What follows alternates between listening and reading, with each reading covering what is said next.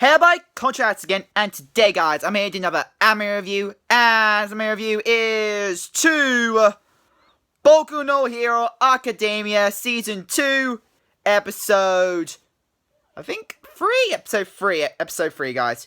So, guys, in this episode of Boku no Hero Academia, or My Hero Academia Episode 3, oh my god, it was epic as hell. Like, it starts off pretty much, get a little bit of recap of the previous episode, a little bit of a recap, and then it goes on to the main event, and pretty much on the first part of the event, the first challenge they have to do in the first event, which of course was the obstacle course we know from last episode, because it showed a bit of the start of it last episode. Now, for most of this episode, Takuro, the ice/heat based user, seems to be the most OP character among them. Most of it during the race, he was in the lead. He was completely in the lead until the end, but I would get into more detail in the end later. Now, after he defeating the robots with just freezing them all in one go, there were still, of course, more robots coming out at everybody, so they had to get through, but he got through, and he was, like, racing ahead. Now, the others used their quirks, of course. Some actually got crushed by the robots, but the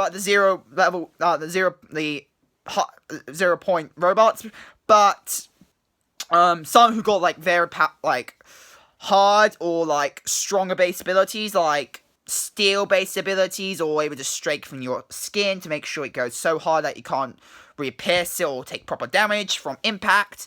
So, they can get through quite easily for that. And also, but now I've got to say this, Midori. It just shows you how smart Midori is. Like, actually, guys, Midori, he's very smart. Like, he just shows you that he's also willing to use, like, objects. Like, as we know, we all know that Midori can't really use he can't use All for One often because of the drawbacks that if he tries to use it, he's going to seriously injure himself. Of course, we know that there's going to be times that he doesn't, because he's starting to learn to control his abilities. Of course, at this point, he still doesn't have full control. There's still a high chance for him to injure himself every time he uses it. But still,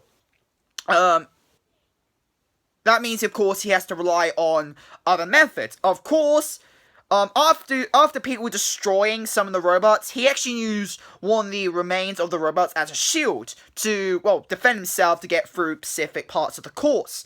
Especially at the end, like, at the start, I thought he was going to, like, throw it away just for using it only for the robots, like, to defend himself against the robots. But no, he kept it all through the race. He used it pretty much all through the race.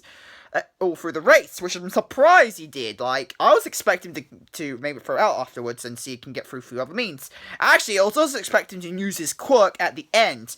But then, how the episode ended, it just seemed like they're not going to have a break. The next round is going to start pretty much straight away.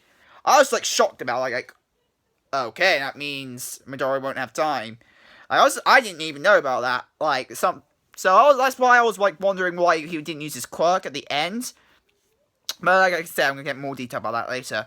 But yeah, then the second part of the first round, he got after the people who survived passed through that part of the course, they had to go through pretty much a bottomless, not bottomless, but a very deep dip. You know, pretty much the ones that look like they're more likely there's no end to it. They had to get through that part. They're like, oh my fucking hell. That, pretty much a Grand Canyon based course where you have to get through. Luckily they do have, like,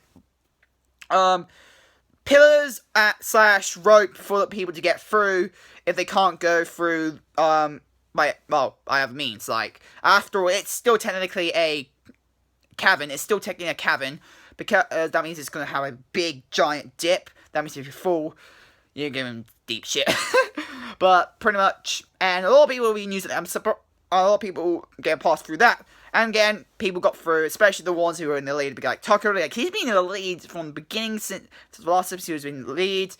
And But then Bokuro started to catch up. He started to catch up, especially at the last event, which now I'm going to get into. After everybody got past that part of the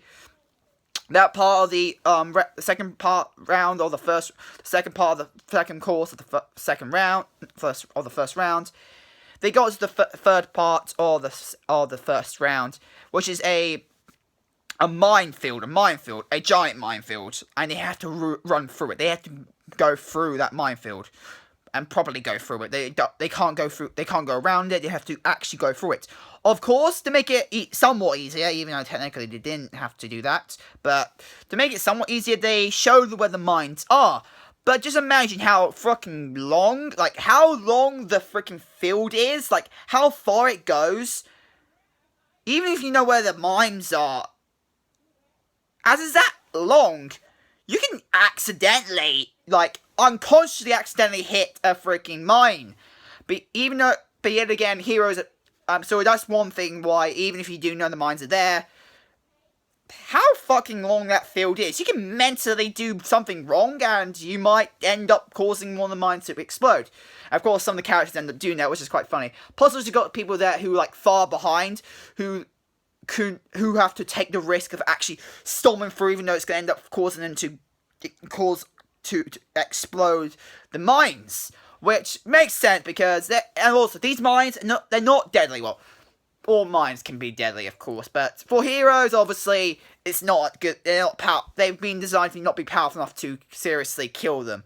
So these mines are altered to only do enough to, well, just to injure you enough to maybe you can't carry on, but pretty much to hinder you, to hinderize you to make sure you can't get past them, pretty much, but not enough to kill you. So that's something good about that. But this is when it just gets very interesting. Tucker, who was again in the lead, who was at the start being fast, of course, but still walking carefully through the mines, and he was way ahead. Bokuro, he came out with his explosion ability. He came out fast in the air and caught up to Tucker. And start fighting. I said no harms, but people can even start. Like I said, this course, there's no specific rules except for that you need to stay on the course field. If you don't stay on the course field, you'll be disqualified. But that's the only rule. But the rest, you can fight to your heart's content. Of course, as Boku and Tucker were doing to make sure they can be in first place, and they were fighting for first place. But out of nowhere, Midori comes in, and this is a big shock for everybody. He was not even using his quirk at all. He was actually, one of the few people who were way behind. But lucky for the minefield making people a lot slower, he has time to calculate on how to get through this course, and this is when the piece of the robot comes in, what he's been using as a shield. He decides to dig up a bunch of mines, put them into a pile, and then uses the piece of the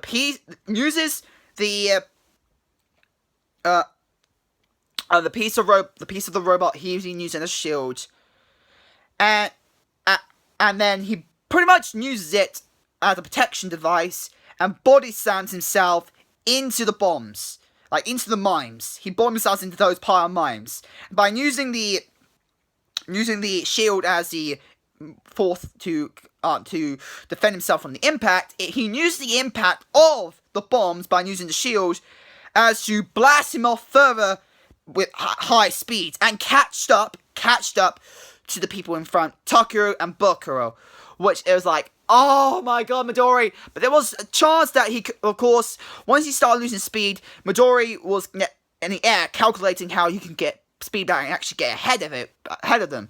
And when he does, after getting close to them, he grabs onto both Bokuro and Takeru, swings the shield he's been using again to defend himself from attacks, and also using the impact for the bombs of the mines to get himself ahead.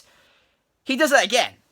Except digging them, he actually goes for the mines that's already set and uses the main explosions from those mines, slams the piece of he's been using, or the robot he's been using, and it explodes himself even further ahead, which means he was now officially in the lead. And then at the end, with the three leaders running to pretty much in a stadium.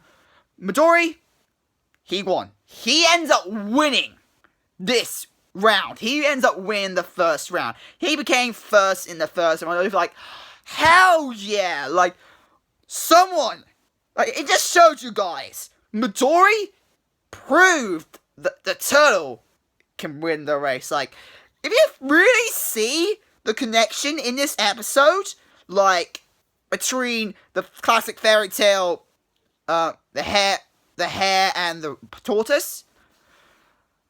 Oh my fucking hell, that connection. Like, it's, if you guys don't notice that, like, it's surprising.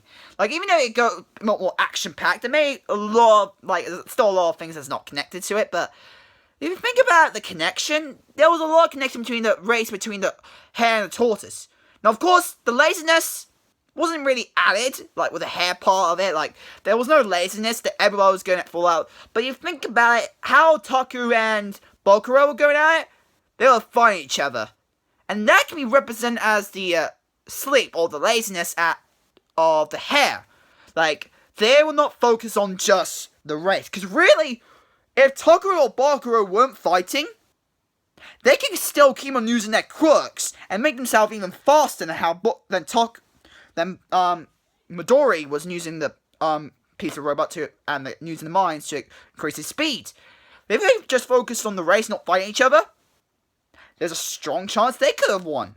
One of them could have won. So really, like I said, the tortoise and the hare reference was in this episode. Which I'm actually glad at it, because it shows you, even you're slow or weak, and someone who seems to, like, should not be able to win this, can actually win it. And I'm glad that, I'm glad Midori won, because it just shows you, he's filling up to what All Might wants him to be. Aiming to make him become the greatest hero of the world. And now, near pretty much the main part of the end of the episode, the reveal of the second round. Now, first, let the people go through the second round. Only 42 people are allowed to go through to the next round. So that means the first 42 that got past the course will get through. Of course, the majority is number 1, the first person to get through, and in first place, he, of course, automatically, he's through to the next round. But the first 42 people who get to the stadium in time are through to the next round. And then, the reveal of the next round. Now, this is how actually, I need to double check. The second round. Let's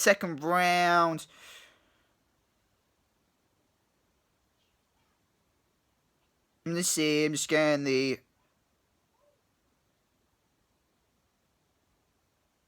I'm just getting...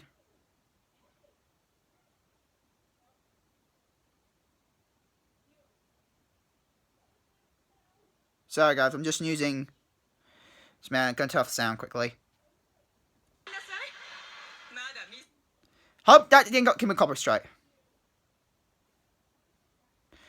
Because I did put the anime back on. Because I'm just double checking something. The name of the next competition is... Blah blah blah blah. Hurry up, hurry up, hurry up, hurry up, hurry up, hurry up, hurry up.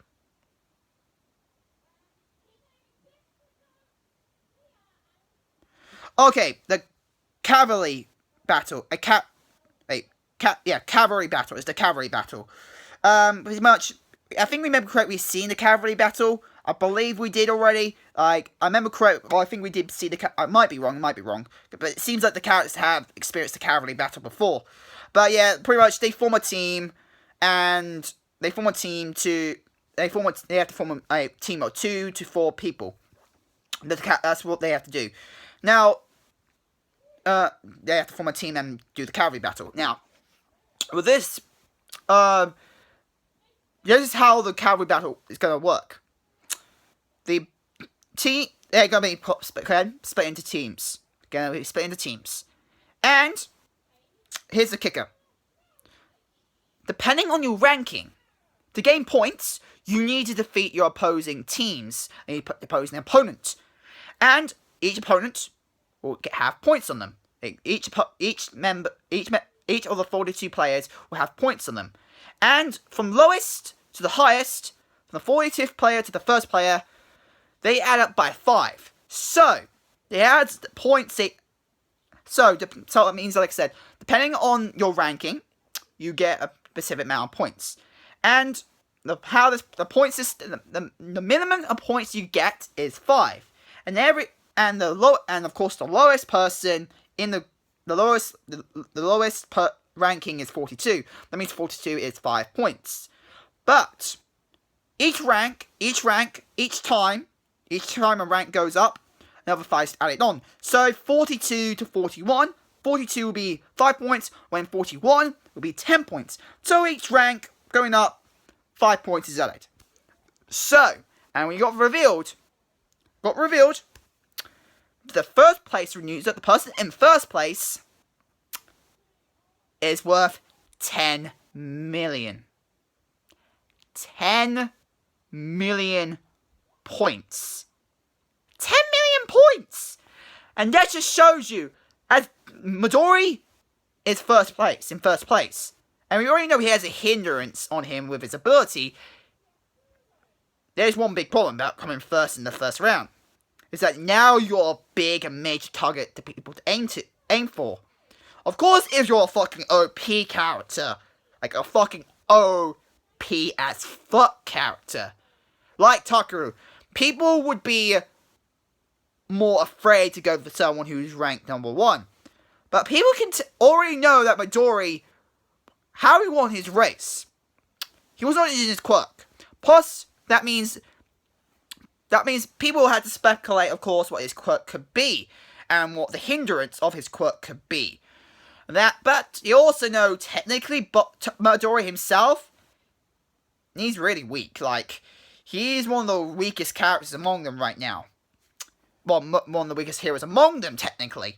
So that means Midori, he put himself in a dangerous situation, because being one of the weaker heroes among one of the weaker people among them, he unfortunately had to being first, he got given that many points, and being one of the weakest, people won't be that afraid. They won't be that afraid to take on Midori. And that means Midori, he's, you can say, an easy picking 10 million points. So that means everyone would be targeting him, except, of course, fellow teammates. Fellow teammates won't be targeting their own teammate, because I don't think you would gain points for taking out your own teammate. If you do, well, that is weird. So why did you form a team in the first place? Like, if you can actually gain points from defeating your own team members, what's the point of forming teams to begin with? So that means I definitely don't believe you. If you do end up defeating your own teammate, you won't gain points. No one would. And actually, I don't know. Will someone else gain points? Will someone get chosen randomly, or the closest team or member of a specific team will get the points, or someone who's in mid battle, but some reason, one of the teammates used an attack, they got reflected, or their fellow teammate got in the way, and they end up knocking their fellow teammate out. Maybe the team they were battling with will gain the points for it, because in a way it's sort of tactical that the opposing opponent got their fellow teammate to get sacrificial hit by their own attack. Could be from that. But I don't believe that the fellow teammate will gain a point from their own losing by defeating one of their own teammates. So I definitely know that. So yeah, it just shows you something. The Midori, he put himself in a dangerous situation becoming first. And that, in the second round, he's going to be a major target. So, first up, he can either... So that means, now we know what's going to happen in the next episode. That Midori is going to be in serious trouble. But first, he's going to form a team, of course. He's going to form a team so he can fight with them. Now, for the people who I'm expecting to be in his team, would be Tojiro, pretty much the speed dude, and Megami, I'm trying to get a name, Midori? No, not Midori,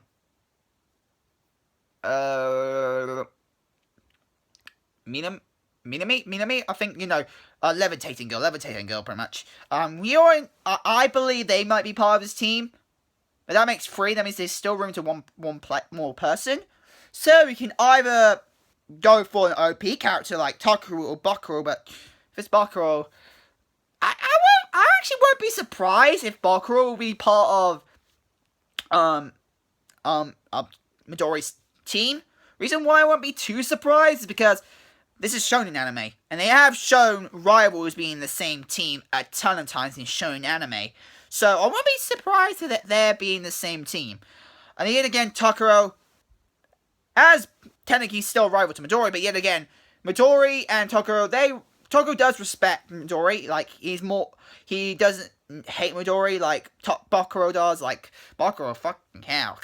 Like, his facial reaction when he got beaten by Midori. His facial reaction. Fucking hell, he was pissed. Like, he was fucking pissed. Like, he was pissed as fuck because he lost again to Midori. Like, oh.